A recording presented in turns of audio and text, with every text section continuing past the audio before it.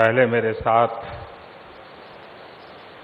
प्रभु राम जी को, माता जानकी को जरा याद कर लें, उसके बाद ही मैं अपनी बात को आगे बढ़ाऊंगा।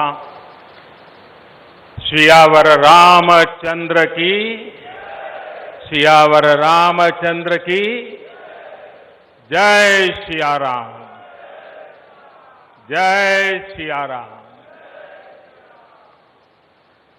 आज ये जयघोष सिर्फ सियाराम की नगरी में ही नहीं सुनाई दे रहा, बल्कि इसकी गूंज पूरे विश्व भर में है। सभी देशवासियों को और विश्व भर में फैले करोड़ों करोड़ों भारत भक्तों को, राम भक्तों को आज के इस पवित्र अवसर पर कोटि कोटि बधाई।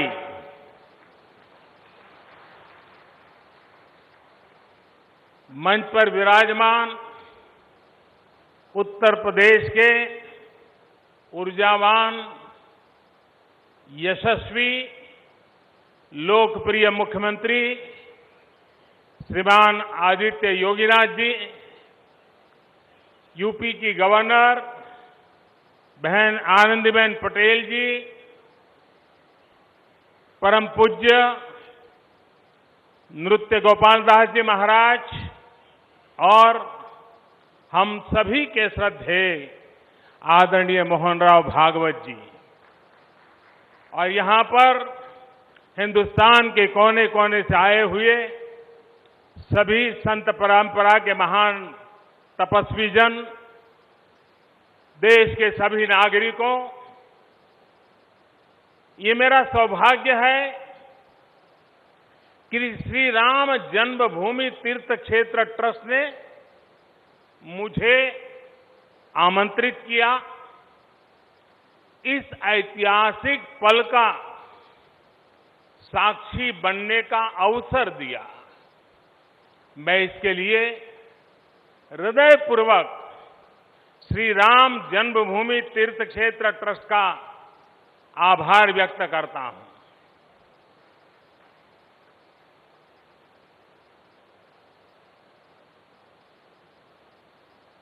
और आना बड़ा स्वाभाविक भी था, क्योंकि राम काज किनु बिनु मोहि कहां विश्राम।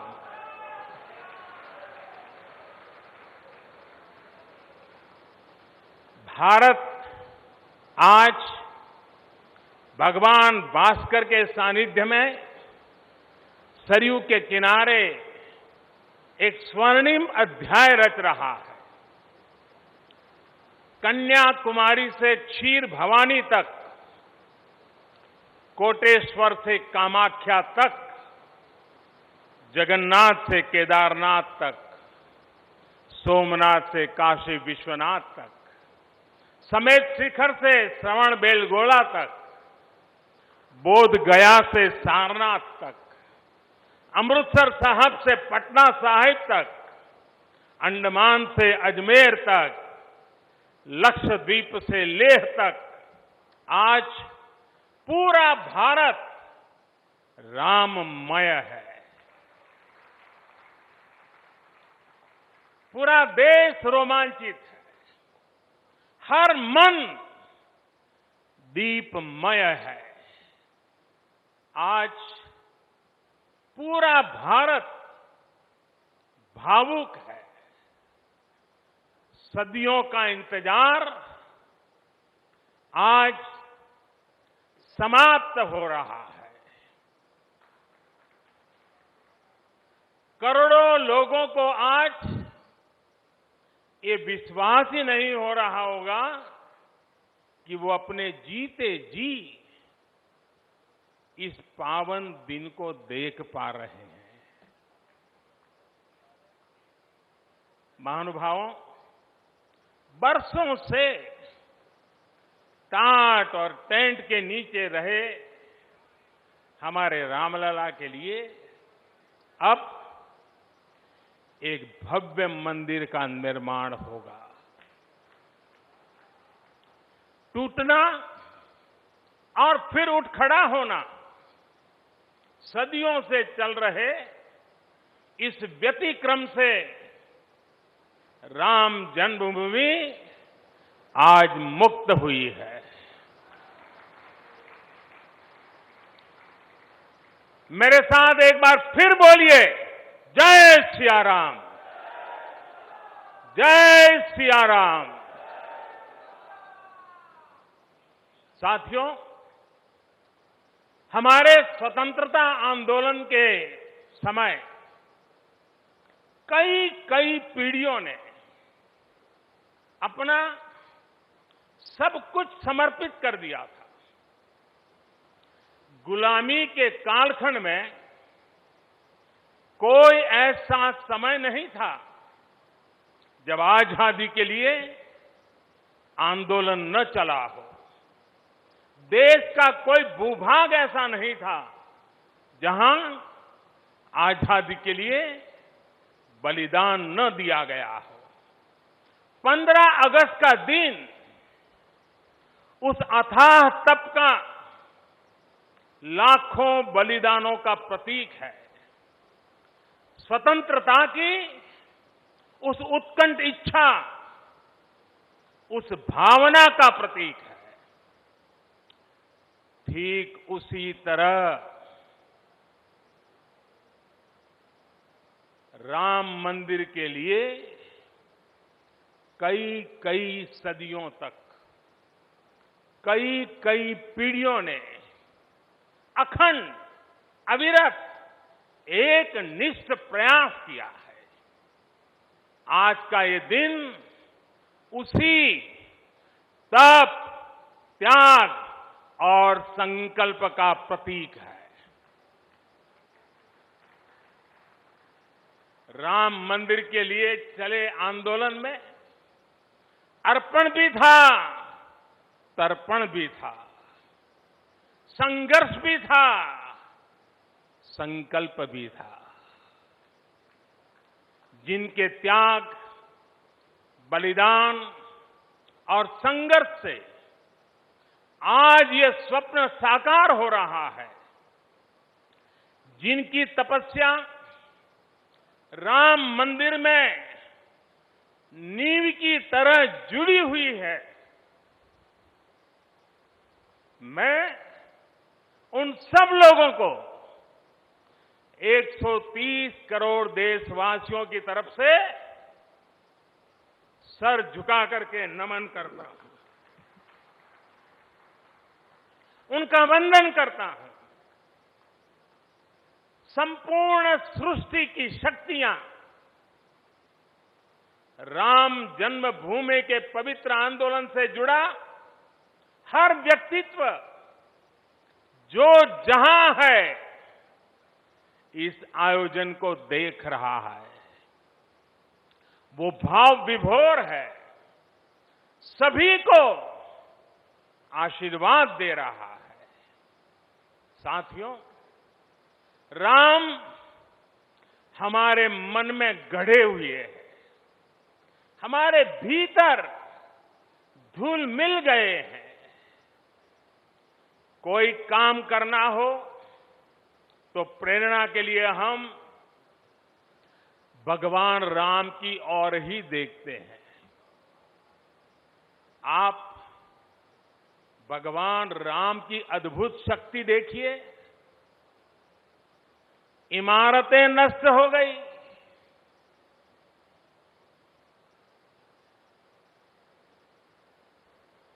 क्या कुछ नहीं हुआ? अस्तित्व मिटाने का हर कोई प्रयास हुआ, बहुत हुआ, लेकिन राम आज भी हमारे मन में बसे हैं, हमारी संस्कृति के आधार है। श्री राम भारत की मर्यादा है। श्री राम मर्यादा पुरुषोत्तम है। इसी आलोक में अयोध्या में राम जन्मभूमि पर श्री राम के इस भव्य दिव्य मंदिर के लिए आज भूमि पूजन हुआ है। यहां आने से पहले मैंने हनुमानगढ़ी का दर्शन किया। राम के सब काम हनुमान ही तो करते हैं। राम के आदर्शों की कलयुग में रक्षा करने की जिम्मेदारी भी हनुमान जी की ही है। हनुमान जी के आशीर्वाद से श्री राम मंदिर भूमि पूजन का आयोजन शुरू हुआ है। साथियों, श्री राम का मंदिर हमारी संस्कृति का आधुनिक प्रतीक बनेगा। और मैं जानबूझकर के आधुनिक शब्द का प्रयोग कर रहा हूं। हमारी शाश्वत आस्था का प्रतीक बनेगा। हमारी राष्ट्रीय भावना का प्रतीक बनेगा। और यह मंदिर करोड़ों करोड़ लोगों की सामूहिक संकल्प शक्ति का भी प्रतीक बनेगा।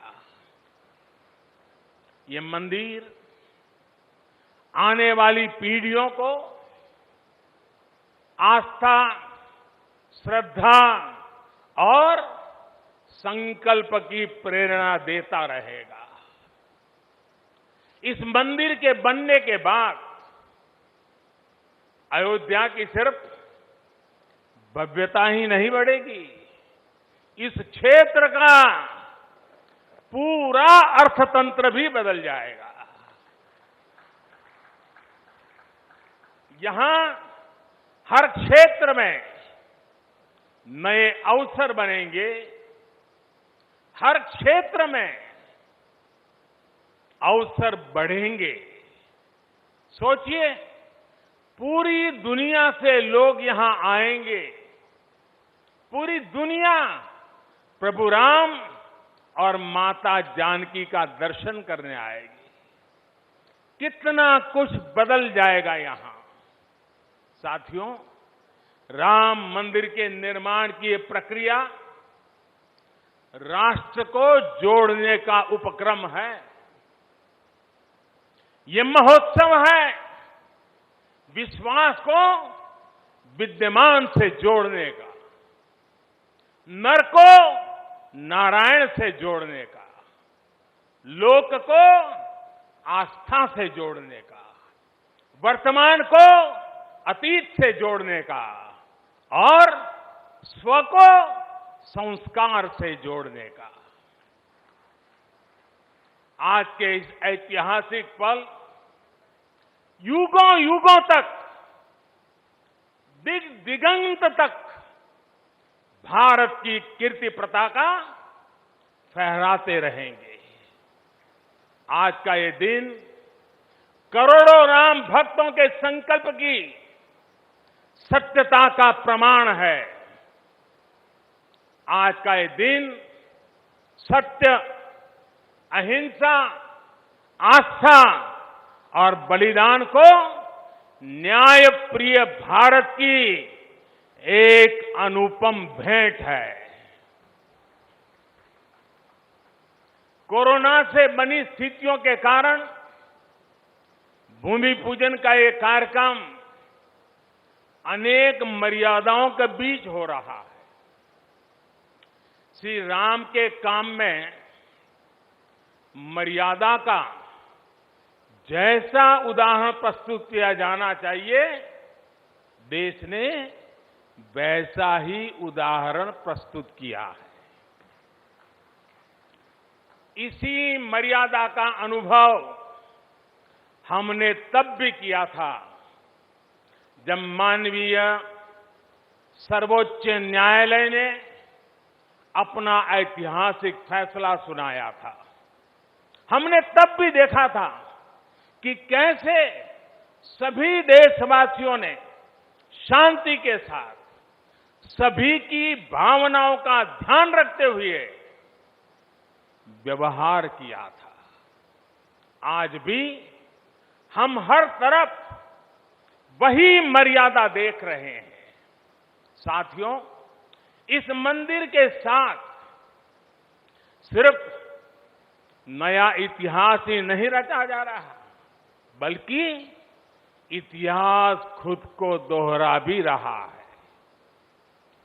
जिस तरह गिलहरी से लेकर वानर और केवट से लेकर वनवासी बंधुओं को भगवान राम के विजय का माध्यम बनने का सौभाग्य मिला,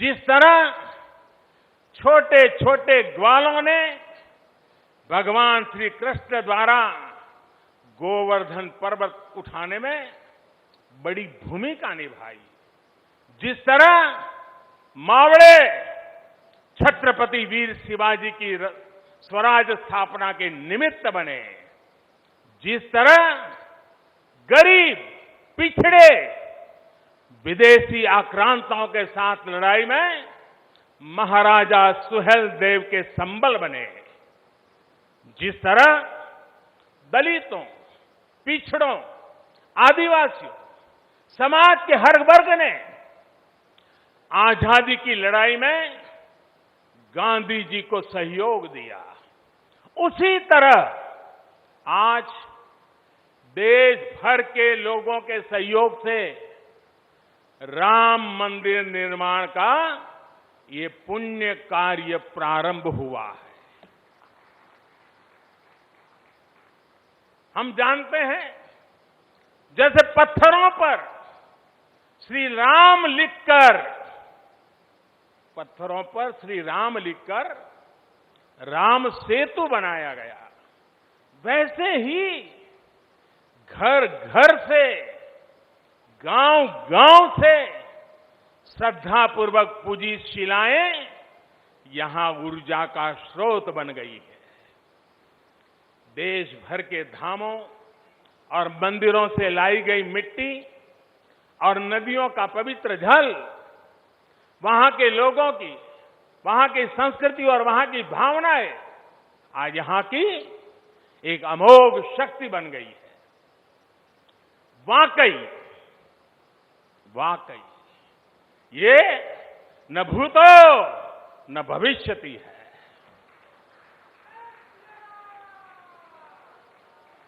भारत की आस्था, भारत के लोगों की सामूहिकता और इस सामूहिकता की अमोघ शक्ति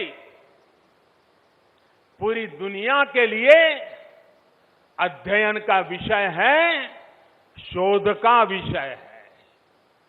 साथियों, श्री रामचंद्र को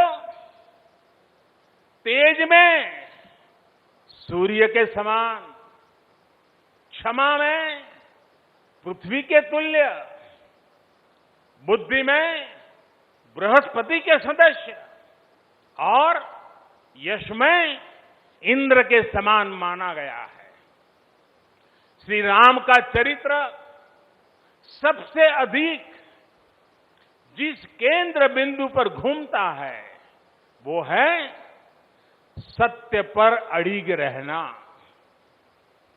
इसलिए ही श्री राम संपूर्ण है, इसलिए ही वो हजारों वर्षों से भारत के लिए प्रकाश स्तंभ बने हुए हैं।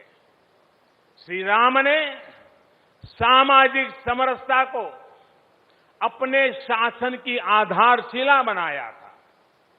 उन्होंने गुरु वशिष्ठ से ज्ञान, केवट से प्रेम, सबरी से मातृत्व, हनुमान जी एवं वनवासी बंधुओं से सहयोग और प्रजा से विश्वास प्राप्त किया। यहां तक कि एक गिलहरी की महत्ता को भी उन्होंने सहर्ष स्वीकार किया। उनका अद्भुत व्यक्तित्व, उनकी वीरता, उनकी उदारता, उनकी सत्यनिष्ठा, उनकी निर्भीकता, उनका धैर्य, उनकी दृढ़ता, उनकी दार्शनिक दृष्टि युगों युगों तक प्रेरित करते रहेंगे। राम प्रजा से एक समान प्रेम करते हैं, लेकिन गरीबों और दीन दुखियों पर उनकी विशेष कृपा रहती है। और इसीलिए तो माता सीता राम जी के लिए कहती हैं, दीन दयाल बिरिदु संभारी, यानी जो दीन है, जो दुखी हैं, उनकी बिगड़ी बनाने वाले श्री राम है। साथियों, जीवन का ऐसा कोई पहलू नहीं है जहां हमारे राम प्रेरणा न देते हो। भारत की ऐसी कोई भावना नहीं है जिसमें प्रभु राम झलकते न हो। भारत की आस्था में राम है, भारत के आदर्शों में राम है, भारत की दिव्यता में राम है, भारत के दर्शन में राम है। हजारों साल पहले वाल्मीकि रामायण, जो राम प्राचीन भारत का प्रदर्शन कर रहे थे, जो राम मध्य युग में तुलसी, कबीर और नानक के जरिए भारत को बल दे रहे थे, वही राम आजादी की लड़ाई के समय बापू के भजनों में अहिंसा और सत्याग्रह के शक्ति बनकर मौजूद थे। तुलसी के राम सगुण राम है, तो नानक और कबीर के राम निर्गुण राम है। भगवान बुद्ध भी राम से जुड़े हैं, तो सदियों से ये अयोध्या नगरी जैन धर्म की आस्था का भी केंद्र रहा है। राम की यही सर्वव्यापकता भारत की विविधता में एकता का जीवन चरित्र है। तमिल में कंब रामायण, तो तेलुगु में रघुनाथ और रंगनाथ रामायण है। उड़िया में रुईपात कातेड़पदी रामायण है, तो कन्नड़ा में कुमुदेंदु रामायण है। आप कश्मीर जाएंगे तो आपको रामावतार चरित मिलेगा, मलयालम में रामचरितम मिलेगी, बांग्ला में कृतिवास रामायण है, तो गुरु गोविंद सिंह जी ने तो खुद गोविंद रामायण लिखी है। अलग अलग रामायणों में अलग अलग जगहों पर राम भिन्न भिन्न रूपों में मिलेंगे, लेकिन राम सब जगह हैं, राम सबके हैं। इसलिए राम भारत की अनेकता में एक तरह के सूत्र है। साथियों, दुनिया में कितने ही देश राम के नाम का वंदन करते हैं, वहां के नागरिक खुद को श्री राम से जुड़ा हुआ मानते हैं। विश्व की सर्वाधिक मुस्लिम जनसंख्या जिस देश में है वो है इंडोनेशिया। वहां हमारे देश की तरह काकाविन रामायण, स्वर्णदीप रामायण, योगेश्वर रामायण जैसी कई अनूठी रामायण है। राम आज भी वहां पूजनीय है। कंबोडिया में रमकेर रामायण है, लाओ में फ्रालाब रामायण है, मलेशिया में हिकायत शेरी राम, तो थाईलैंड में रामाकेन है। आपको ईरान और चीन में भी राम के प्रसंग तथा राम कथाओं का विवरण मिलेगा। श्रीलंका में रामायण की कथा जानकी हरण के नाम सुनाई जाती है, और नेपाल का तो राम से आत्मीय संबंध माता जानकी से जुड़ा है। ऐसे ही दुनिया के और न जाने कितने देश हैं, कितने छोर है जहां की आस्था में या अतीत में राम किसी न किसी रूप में रचे बसे हैं। आज भी भारत के बाहर दर्जनों ऐसे देश हैं जहां वहां की भाषा में राम कथा आज भी प्रचलित है। मुझे विश्वास है कि आज इन देशों में भी करोड़ों लोगों को राम मंदिर के निर्माण का काम शुरू होने से बहुत सुखद अनुभूति हो रही होगी। आखिरकार राम सबके हैं, राम सब में है। साथियों, मुझे विश्वास है कि श्री राम के नाम की तरह ही अयोध्या में बनने वाला भव्य राम मंदिर भारतीय संस्कृति की समृद्ध विरासत का द्योतक होगा। मुझे विश्वास है कि यहां निर्मित होने वाला राम मंदिर अनंत काल तक पूरी मानवता को प्रेरणा देगा।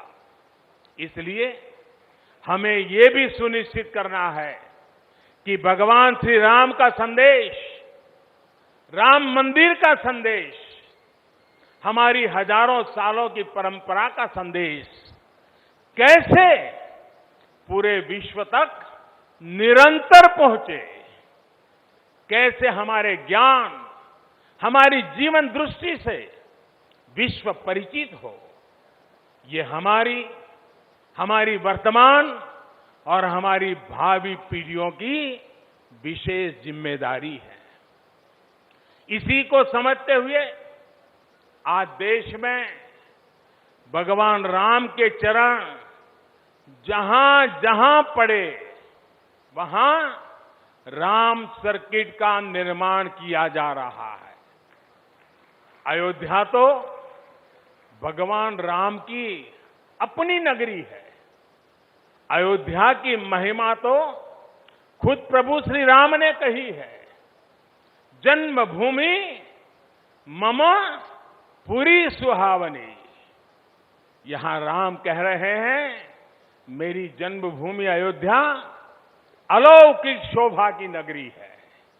मुझे खुशी की आज प्रभु राम की जन्मभूमि की भव्यता, दिव्यता बढ़ाने के लिए कई ऐतिहासिक काम हो रहे हैं। साथियों, हमारे यहां शास्त्रों में कहा गया है, न राम सदस्यो राजा पृथ्व्याम नीतिवान अभूत, यानी कि पूरी पृथ्वी पर श्री राम के जैसा नीतिवान शासक कभी हुआ ही नहीं। श्री राम की शिक्षा है, नहीं दरिद्र को दुखी न दीना, कोई भी दुखी न हो, गरीब न हो। श्री राम का सामाजिक संदेश है, पहुष्ट नर नारी कह समाज उत्सव शोभित। नर नारी सभी समान रूप से सुखी हो, भेदभाव नहीं। श्री राम का निर्देश है, कच्चित ते दयती है सर्वे है कृषि गोरक्ष जीविना। किसान, पशुपालक सभी हमेशा खुश रहे। श्री राम का आदेश है, कश्चित वृद्धांच बालांच वैद्यान मुखान राघव त्रिभिहि ऐते बुभूषसे। बुजुर्गों की, बच्चों की, चिकित्सकों की सदैव रक्षा होनी चाहिए। ये कोरोना ने हमको बराबर सिखा दिया है। श्री राम का आह्वान है, जो सभित आवाज सरनाई रखी हूं ताही प्राण की नाई। जो शरण में आए उसकी रक्षा करना सभी का कर्तव्य है। श्री राम जी का ही ये संदेश है श्री राम जी का भी कमिटमेंट है, जननी जन्मभूमिश्च स्वर्गादपि गरीयसी। अपनी मातृभूमि स्वर्ग से भी बढ़कर होती है। और भाइयों बहनों, ये भी श्री राम की नीति है।